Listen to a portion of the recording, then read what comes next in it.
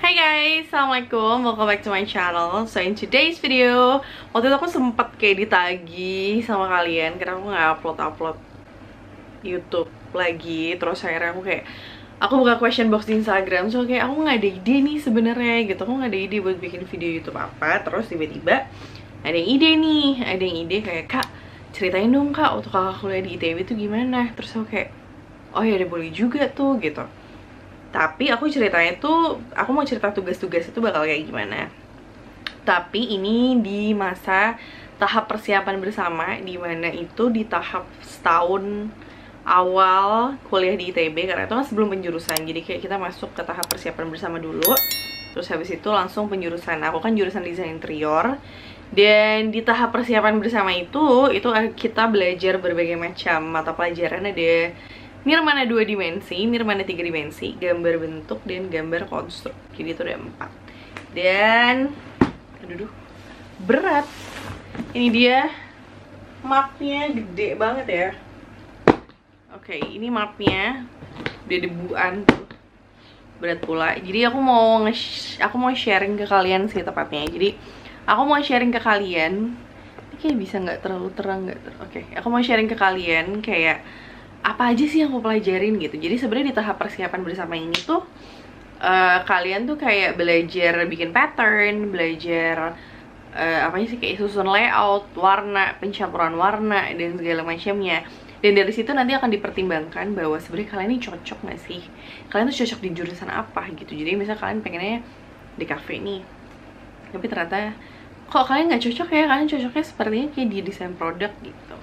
Itu kelihatan dari si mata kuliah ini. Oke, jadi aku buka dulu. Jadi ini tuh sebenarnya si mapnya ini aku beli tuh di zaman kuliah juga, karena dulu zaman kuliah tuh kan aku desain interior kan, terus banyak bawa kayak barang banyak bawa gambar kerja yang ukurannya tuh A2, jadi aku takut kelipet. Terus belilah map ini. Oke. Agak lumayan ini sih. Jadi yang banyak aku share di sini kayaknya bakalan si nirmana 2 dimensi, karena itu paling banyak yang aku simpen deh. Oke. Berat juga.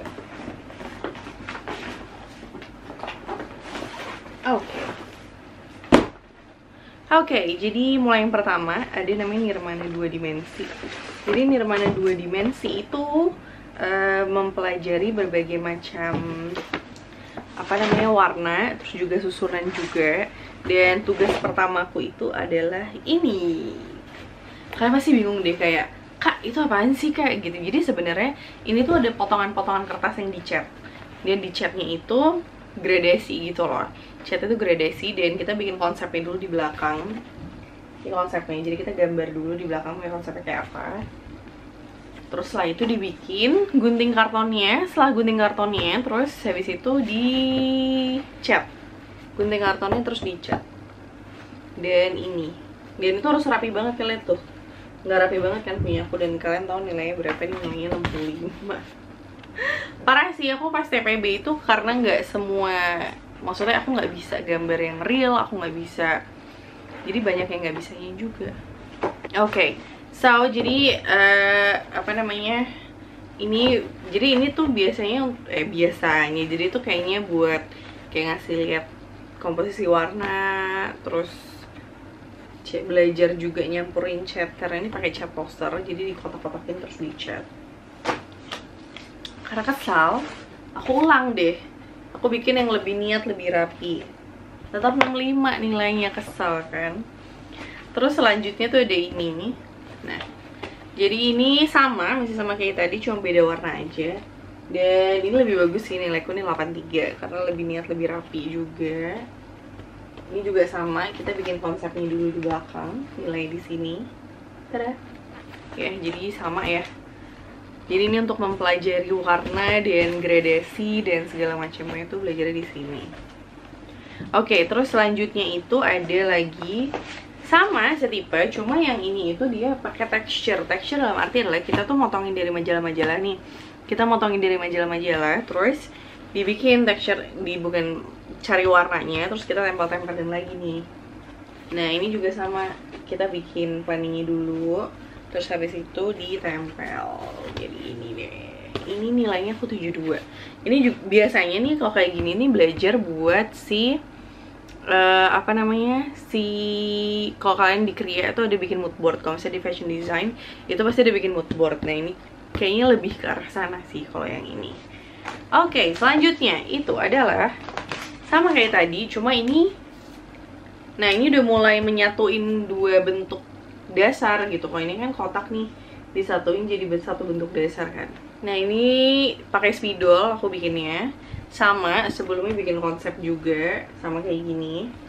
Terus akhirnya kita bikin kayak gini. Jadi ini lebih kayak mengkomposisi dan gimana caranya ngebuat dua bentuk dasar menjadi suatu pattern yang cukup interesting. Oke, selanjutnya adalah selanjutnya itu mulai masuk ke pergaris-garisan juga nih. Ini ada dua garis-garisnya. Ini yang pertama itu si hitam putih. Jadi kita bikin kayak istilahnya kayak bermain mata gitu kan. Kalau ini kan beneran kayak kelihatan kayak keluar masuknya gitu gimana.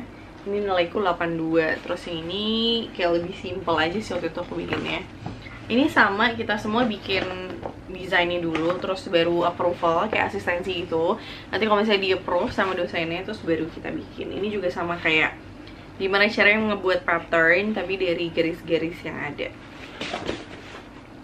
Begitulah. Lalu selanjutnya itu setelah masuk ke garis, mulailah masuk ke apa namanya, kayak percampuran dari shape yang ada. Tapi ini biasanya lebih ke arah kayak ke arah binatang dan tumbuhan-tumbuhan gitu.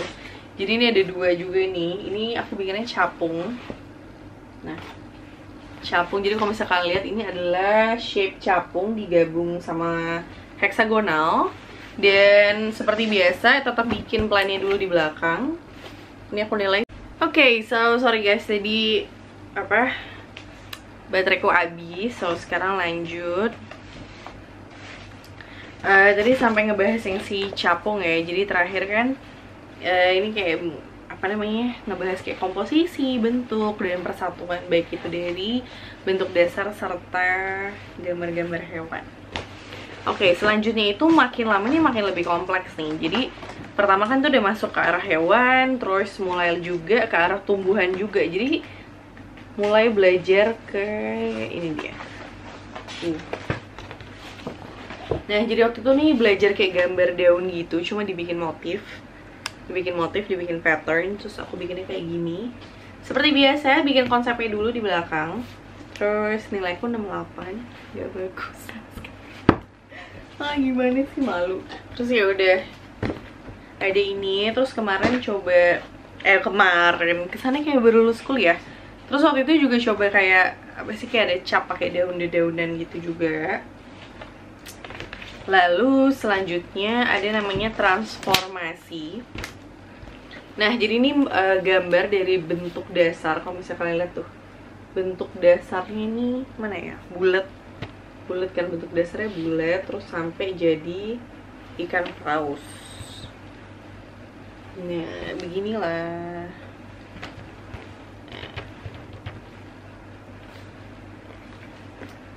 Jadi dari bulat terus berubah jadi ikan paus. Nah, selanjutnya itu ada batik. Jadi pertama tuh aku gambar batiknya tuh yang ini kan. Jadi kemarin disuruh kayak, nah dia kenapa kemarin dulu sih? Ya waktu itu aku disuruh kayak gambar batik gitu. Nah, udah gambar nih. Terus teman aku tuh banyak banget gambar batik tuh yang super detail parah gitu loh, yang detailnya tuh parah banget. Dan aku ngerasa kayak gambar aku nih kayak kurang detail gitu, masih terlalu biasa. Ini nilainya 73. Nih, seperti biasa bikin konsep dulu di belakang. Nilainya 73. Terus aku kayak aduh. Akhirnya aku ulang lah jadi ini. Aku ulang kan, gambar yang sama tapi lebih zoom out. Kan dia kan lebih zoom in, ini lebih zoom out. Naik nih jadi 80. Aku masih nggak puas juga. Akhirnya aku gambar lagi nih, ini kan aku gambar lagi. Terus aku ngerasa kayak kok aku ngerasain lebih rumit kan, kalau pas kalian ini lebih rumit, tapi pas dinilai ternyata cuma 75. Kok cuma 75 gitu, kesel kan. Terus akhirnya aku ganti lagi, emang kadang tuh aku anaknya super ambitious gitu kan. Terus akhirnya aku ganti lagi, aku ganti ke ini. Ini super niat sih, ini berapa ya? Kayak 89 apa 90 gitu, aku lupa. Nah, terus aku bikinnya super detail, jadi kayak beneran sedetail itu bikinnya tuh. Parah sih, ini aku niat banget, parah. Kayak, karena aku pengen dapet nilai bagus gitu kan pada saat itu. Dan itulah akhir cerita dari Nirmana 2 Dimensi. Oke, selanjutnya itu ada namanya, pindahin dulu. Ada namanya gambar bentuk. Jadi gambar bentuk itu dimana kita menggambar bentuk, baik itu tumbuhan, manusia, pokoknya makhluk hidup lah. Kebanyakan ya, atau nggak situasi di kampus gitu. Nah, jadi kita tuh bawa kertas gambar kayak gini, keliling ke kampus. Terus kita gambar tumbuhan, gambar daun, gambar pohon. Nilainya 62. Nggak bagus at all. Terus aku sempat gambar ini pakai cat air. Aku tuh nggak bisa banget pakai cat air kan. Aku nggak bisa, dan ini jelek banget, nilainya 55. Ya secara emang nggak bagus at all juga. Jadi sebenarnya kalau di desain atau misalnya di seni itu memang tidak ada patokan kayak misalnya oh yang kayak gini tuh bakal dapet nilai 90. Jadi nggak kayak matematika, nggak 1 tambah 1 2 gitu. Tapi memang ada gabungan dari berbagai macam nilai. Ini juga nih, ini jadi kayak gambar pemandangan tapi pakai bentuk-bentuk dasar kayak bulat, kotak dan lain sebagainya. Aku juga nggak begitu puas. Anyway, gambar bentuk itu kan ini ya, maksudnya lebih ke arah kayak seni lukis dan segala macam. Kalian tahu gak sih kalau misalkan nonton film, kalau misalnya ada kayak mahasiswa seni, terus kayak mereka ada satu orang di tengah, terus mereka ngelilingin, terus kita gambar si orang itu tuh kayak gitu. Jadi waktu itu waktu aku TPB juga kayak gitu. Jadi pas kita masuk tiba-tiba tuh mejanya udah bentuknya sirkular gitu kan, ngadep ke tengah. Terus tiba-tiba tuh kayak ada bapak-bapak gitu, telanjang dada bapak-bapaknya itu, terus berdiri di atas meja, duduk atau berdiri gitu. Terus kita harus gambar dia gitu. Jadi beneran kayak yang kalian lihat di film-film itu. Dan ini dia hasil gambarku. Jadi waktu itu aku dapat view yang bapaknya duduk dari belakang. Ini gambarnya. Terus ada juga yang waktu itu bapaknya ganti posisi, jadi duduknya nyamping gini. Dan ini nilaiku 56. Emang aku tuh nggak bakat gambar apa ya, gambar asli gitu, apa sih namanya, still life. Aku tuh nggak bisa gambar still life. Terus selanjutnya juga kalau misalnya kayak di film-film gitu ada juga nih misalnya buah yang ditaruh di keranjang atau apa gitu, terus kalian gambar itu. Kita juga ngelakuin itu. Jadi waktu itu ada lap, and then ada selada, kendi, botol, tomat dan apel atau tomat ya, tomat. Kita gambar itu terus ada bunganya. Terus ini nilaiku nggak ada nilainya, aku lupa deh. Ini kita juga kayak gitu. Terus habis itu selain itu juga kita kelilingan kampus, gambar pohon, gambar pilar lah, gambar macam-macam. Nih ada nih salah satunya gambar pohon. Nah, jadi waktu itu kita kayak kelilingan kampus, kalian harus pilih satu pohon terus kita gambar, dan ini dia hasilnya. Ini nilaiku 73 nih atau 72 nih. Agak kurang berbakat memang aku tuh kalau menggambar still life gitu. Terus ini sempat gambar ini juga hewan waktu itu. Terus sempat ke kebun binatang, gambar hewan juga. Kayak waktu itu aku dapet camel deh, unta ya. Terus tapi aku nggak tahu hilang kemana. Terus ada merak. Terus kayak aku gambar ini deh, kurang oke sih emang, tapi gitu. Oke, sekarang moving on ke gambar konstruksi. Jadi gambar konstruksi ini biasanya berkaitan dengan proyeksi, perspektif, kayak gitu-gitu. Jadi biasanya gambar konstruksi itu lebih banyak kayak buat desain produk, desain interior, which is jurusan aku. Nah, jadi contohnya adalah kayak gini nih. Nah, ini adalah gambar perspektif dari salah satu bangunan di ITB. Ini sebenarnya Galeri Sumantri itu biasanya buat pameran anak seni rupa juga sih. Nah, ini gambar perspektif salah satunya. Terus ada juga kayak mengolah kubus, jadi kayak belajar misalnya ada kubus nih, terus kalian bongkar-bongkar bikin bentuk apa segala macam. Ini juga sih namanya konstruksi bentuk, mengolah kubus. Terus aku nggak ngerti sih kenapa tuh desain konstruksi bentuk. Sini 75 nilainya. Oh, yang tadi 74. Oke, terus selanjutnya itu ini ada proyeksi ortogonal. Nah, proyeksi ortogonal ini kelihatan nggak sih kalian? Proyeksi ortogonal ini biasanya kayak misalnya untuk kayak bikin gambar hadap dari tampak depan, tampak samping, tampak atas, segala macam yang biasanya mungkin sering dipakai di desain interior ya, atau di desain produk juga gitu. Ini lumayan agak banyak sih. Terus ada juga nih waktu itu suruh bikin gedung di mana? Di ITB. Kalau kalian yang nonton aku di anak ITB pasti tahu ini gedung apa. Ini gedung CC. Aku lupa deh ini CC Barat apa CC Timur. Oh, ini CC Timur. Barat. Lupa. Pokoknya inilah. Ini jadi bikin gambar perspektif juga. Jadi banyak sekali menggunakan penggaris dengan garis-garis tipis, garis-garis bantu. Terus selain itu juga ada juga nih yang kayak gini. Ini adalah namanya exploit view. Jadi buat kalian yang tahu mungkin yang sering kerjaannya sering baca gambar kerja atau mungkin yang kuliah itu juga sering nih. Jadi waktu itu aku suruh pilih cutter, terus jadi cutternya aku bongkar. Nah, part di dalam cutter tuh apa aja? Nah, itu digambar. Namanya exploit view. And then selanjutnya itu ada juga nih, lumayan sih, itu ada gambar mana ya?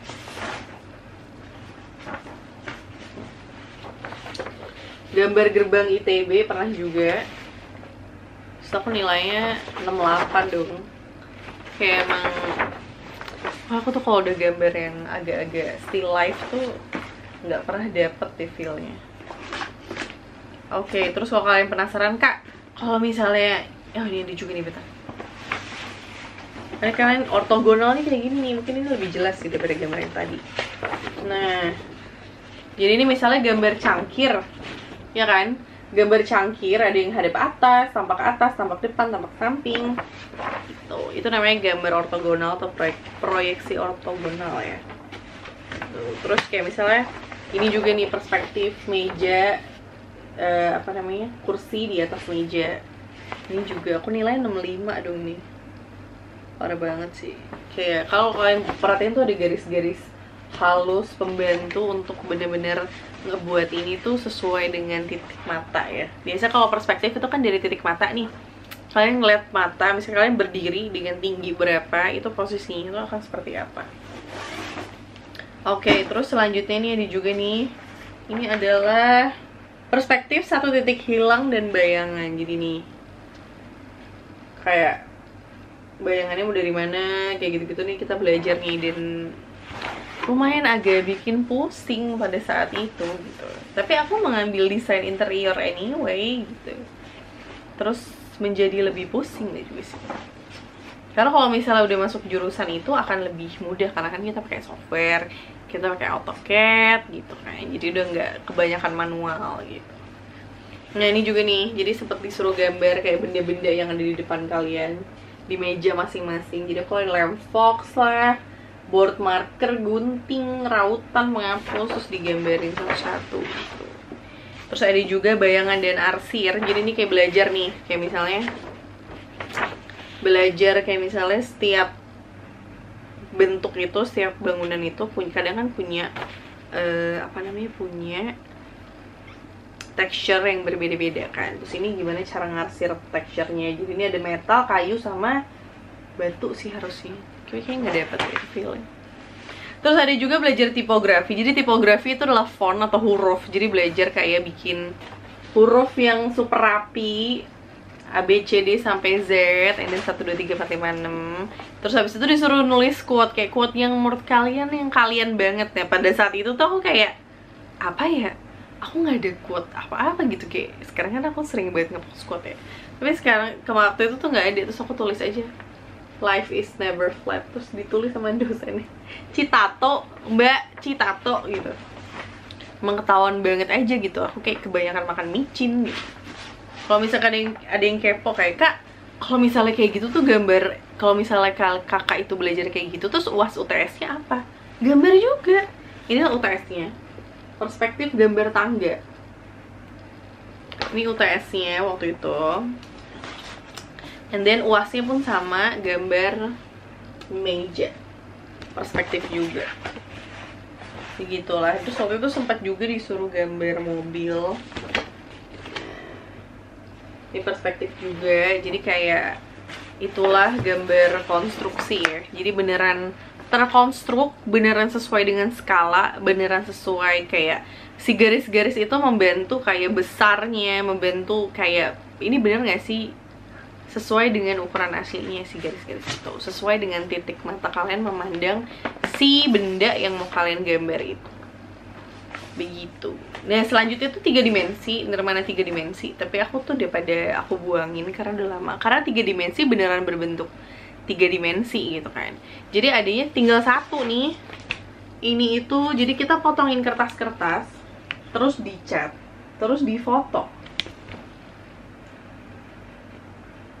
Terus difoto tuh.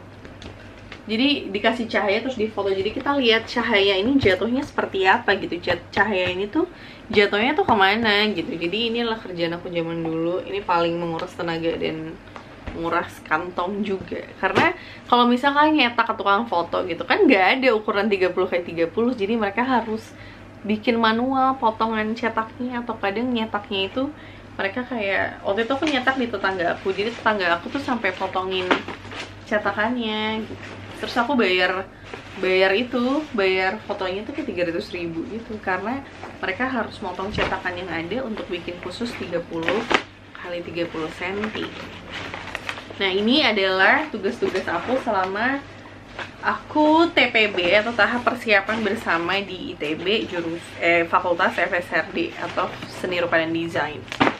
Nah kalau udah masuk ke jurusan tuh beda lagi. Jadi dari semua gambar-gambar ini tuh, atau semua tugas-tugas ini nanti tuh kalian dilihat nih. Aku sambil rapi-rapi ya. Jadi kalian tuh dilihat, kalian tuh cocoknya ke jurusan apa sih? Waktu itu yang nilai itu dosen, asisten dosen. Karena kan kita banyak dibimbing sama asdos ya pada saat TPB. Nah banyak yang bilang tuh kalau aku tuh lebih cocok ke desain produk daripada desain interior gitu. Tapi waktu itu pilihan pertama aku tuh adalah desain interior, habis itu desain produk, habis itu DKV, baru terakhir Kria, terus seni murni. Terus akhirnya aku dapat pilihan pertama yaitu adalah desain interior. Dan itu juga rebutan, jadi yang paling banyak peminatnya itu adalah DKV. Banyak banget peminatnya. Jadi ketika memang daya tampung setiap jurusan pada saat itu tuh 40 orang kalau nggak salah. Karena kita satu angkatan tuh 200 orang. Dan kita ada 5 jurusan, which is seni murni, desain interior, desain produk, DKV, dan Kria. Kria itu tekstil ya, jadi kalian belajar bikin kain sampai jadi baju. Itu di sana. Terus ya udah, terus akhirnya aku itu dapat masuk ke desain interior. Jadi kalau desain interior tugasnya udah beda lagi. Jadi kalau misalnya kalian udah di jurusin itu, tugasnya beneran kayak desain apartemen, desain rumah, desain kantor, kayak gitu-gitu. Jadi anyway, I wanna say to you guys yang udah ngasih aku ide buat ngebahas kayak tugasnya kayak apa sih kak di Fakultas Seni Rupa dan Desain ITB itu ya kurang lebih seperti itu. Akan boros beli cat, akan boros beli kertas gambar, map gambar, terus karton. Aduh, cat tuh parah sih, cat tuh kayak beli mulu gitu abis. Kebanyakan kan kita pakai cat poster ya. Jadi begitulah. Anyway, makasih udah kasih ide, and I wanna say buat kalian yang masih baru di sini, jangan lupa klik subscribe dan like this video. So I think that's enough for today. See you guys on the next vlog. Bye guys.